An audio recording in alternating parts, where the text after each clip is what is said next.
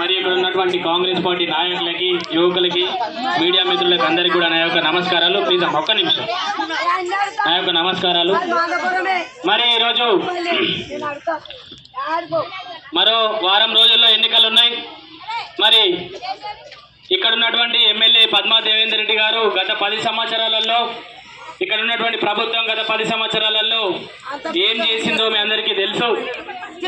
ఈ దుర్మార్గమైనటువంటి పాలన అంతమొందించి మళ్ళీ ప్రజాపాలన రావాలని, మళ్ళీ ఇందిరమ్మ రోజులు రావాలని, మరి ఆనాటి రోజులు వస్తేనే మన మహిళలందరిలో, మన మొహాలలో నవ్వులు చూస్తామని, మన యువకుల్లో ఉత్సాహం వస్తుందని, మన రైతన్నల కళ్ళల్లో ఆనందం వస్తుందని ఇలా మనందరం ఆశించాల్సినటువంటి సమయం ఇది. మరి మిత్రులారా, ఇక్కడ చాలా మంది మహిళలు ఉన్నారు. అమ్మా, మీ అందరికి నేను ఒకటే ప్రశ్న అడుగుతున్నా. ప్రతి ఒక్కరు డ్వాక్రా గ్రూప్లలో ఉన్నారా? డ్వాక్రా గ్రూప్లలో ఆనాడు మనకు సోనియా గాంధీ గారు, డాక్టర్ వైఎస్ రాజశేఖర రెడ్డి గారు పావుల వడ్డీ రుణాలను ఇచ్చిరు కదా. పావుల వడ్డీ రుణం అంటే వాళ్ళు ఇచ్చిన రుణానికి మనం చారాన మిత్తి కలిపి బ్యాంకులలో కట్టాలి ఇన్స్టాల్మెంట్లలో.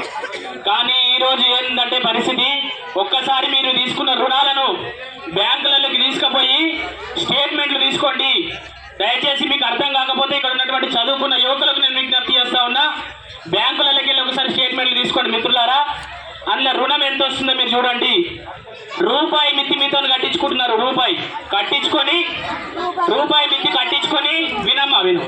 మిత్తి కట్టించుకొని పావుల రుణం రిటర్న్ ఇస్తున్నారు. అది కూడా మీరు కట్టడం అయిపోయిన తర్వాత ఇంకొక లోన్ తీసుకున్న తర్వాత ఆ లోన్ కూడా దగ్గరకు వచ్చిన తర్వాత మొదటి దాన్ని పావుల రుణం రిటర్న్ వస్తుంది. పావుల వడ్డీ అన్న పేరు కూడా మారవకుండా మన దగ్గర నుంచి ఆటానా మిత్తిని దొంగతనం చేస్తున్నటువంటి ప్రభుత్వం ఈ ప్రభుత్వం అన్న విషయాన్ని ఇక్కడ ఉన్నటువంటి మహిళలు గుర్తించాలని చెప్పేసి నేను కోరుతా ఉన్నా. మనం కట్టాల్సింది పావుల, కానీ మనకు బారాన మన దగ్గర తీసుకొని, రూపాయి మన దగ్గర తీసుకొని బారాన ఉంచుకొని పావుల రిటర్న్ ఇస్తున్నటువంటి ప్రభుత్వం. ఒకసారి దయచేసి మీరు అందరూ ఆలోచన చేయాలి. మహిళలు గట్టి ఉంటేనే ఇండ్లు గట్టి ఉంటాయమ్మా. డ్వాక్రా రుణాల విషయం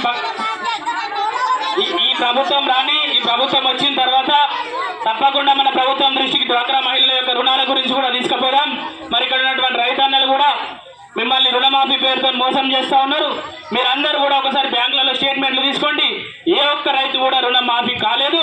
మరి 10 రోజులు ఓపిక పడితే కాంగ్రెస్ ప్రభుత్వం వస్తుంది.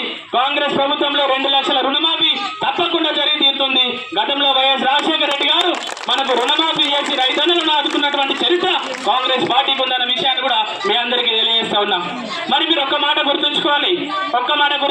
ఇలా మెదక్ మీద హరీష్ రావు యొక్క పెత్తనం సాగుతూ ఉంది. హరీష్ రావు గారు ఇప్పుడు కూడా ఒక మాట అంటూ ఉంటారట, ఏ ముందు పోయి 2 రోజుల ముందు ఓటుకు 5,000 పెట్టాయన కొంటా అంటారట. ఒక్కసారి మీరు ఆలోచన చేయండి అమ్మా, మన ఇంట్లో ఒక తాత, ఒక అమ్మ, ఒక కొడుకు, ఒక కోడలు, ఒక మన్మడు మన్మరాలు, లేకపోతే 2 మన్మన్లు 2 మన్మరాల్లో 6 ఉంటే 6 ఓట్లను కొంతకు హరీష్ రావు పెట్టే పైసలు 5,000 చొప్పున పెట్టినా 30,000 రూపాయలు అవుతాయి. హరీష్ రావు తోడిగే చెప్పుల ధర 77,000 రూపాయలు.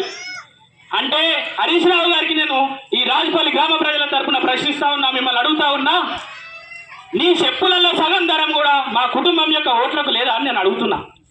మా కుటుంబం ఓట్లను నీ చెప్పుల ధరలో సగం ధరకు పెట్టాలనుకున్న నిన్ను బరాబర్ తిప్పి కొడతాం. మెదక్ ప్రాంతంలో నీ పెత్తనం సాగనీయమని చెప్పేసి కూడా ఇలా రాజపల్లి గ్రామ ప్రజల సమక్షంలో చెప్తా ఉన్నాం. మిత్రులారా, మీకు ఒక్కటే మాట చెప్తా ఉన్నా, ఇక్కడ ఉన్నటువంటి చాలా మంది యువకులు ఉన్నారు. ప్రతి అంశాన్ని ప్రజలలోకి తీసుకెళ్లాల్సిన బాధ్యత మీ మీద ఉన్నది. మరి ఒకటే విషయం చెప్తా ఉన్నా, ఈ తెలంగాణ రాష్ట్రం వచ్చిన తర్వాత ఏ ఒక్క కోడలి పిల్లనైనా మీ రేషన్ కార్డులో ఉన్నదా అని నేను అడుగుతున్నా.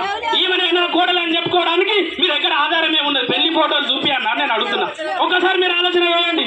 మీ బిడ్డని ఇక్కడ నుంచి రేషన్ కార్డులో తొలగిస్తే వాళ్ళ అత్తగారి ఇంట్లో కూడా ఇంతవరకు రేషన్ కార్డులో చేర్చినటువంటి చేతగాని ప్రభుత్వం మనకు అవసరమా అని చెప్పేసి మీరు ఆలోచన చేయాలి. మరి మిత్రులారా, చాలా మంది చెప్తా ఉన్నారు రాజపల్లిలో కాంగ్రెస్ పార్టీ బలహీనంగా ఉందని. ఇంతమంది ప్రజలు ఉన్నప్పుడు బలహీనం ఎట్లయితుందో ఒకసారి పద్మా దేవేందర్ రెడ్డి అలా సమాధానం చెప్పాలి. మీరు బలహీనంగా ఉందన్న రాజపల్లి గ్రామమే ఇంత బలంగా ఉంటే మరి మెదక్ ప్రాంతం మొత్తం ఎట్లుందో ఒకసారి మీరు ఆలోచన చేయండి. బరాబర్ చెప్తున్నాం, రాజపల్లిలో మీకంటే 10 ఓట్లు ఎక్కువ తెచ్చుకొని మీ కంచుకోటను బద్దలు కొట్టి తీర్థం. మెదక్ ప్రాంతం నుంచి పద్మా దేవేందర్ రెడ్డి ఆధిపత్యాన్ని బరాబర్ నశింపజేస్తాం. హరీష్ రావు యొక్క పెత్తనం ఇక పైన సాగదన్న విషయాన్ని ఈ సందర్భంగా తెలియజేస్తా ఉన్నా. 2000 2018 ఎన్నికల్లో హరీష్ రావు గారు ప్రతి మండలానికి ఒక మీటింగ్ పెట్టారు. ఇవాళ మండల కేంద్రంలో మీటింగులు పెట్టడానికి కూడా హరీష్ రావు గారికి తడిసిపోతా ఉన్నాయి అన్న విషయాన్ని మీరందరూ గుర్తించాలని చెప్పేసి చెప్తా ఉన్నా. హరీష్ రావు మీటింగులు పెడితే ఎదుర్కొంటారని, హరీష్ రావు గారిని ఇక్కడ నుంచి తరిమి కొడతారని కనీసం మెదక్ ప్రాంతంలో అడుగుపెట్టేటువంటి ధైర్యం కూడా హరీష్ రావు చేయడం లేదంటే ఇవాళ మెదక్ ప్రాంత ప్రజలు బరాబర్ కాంగ్రెస్ పార్టీ వైపు నిలబడారన్న విషయాన్ని ఈ సందర్భంగా చెప్పాల్సినటువంటి అవసరం ఉన్నది.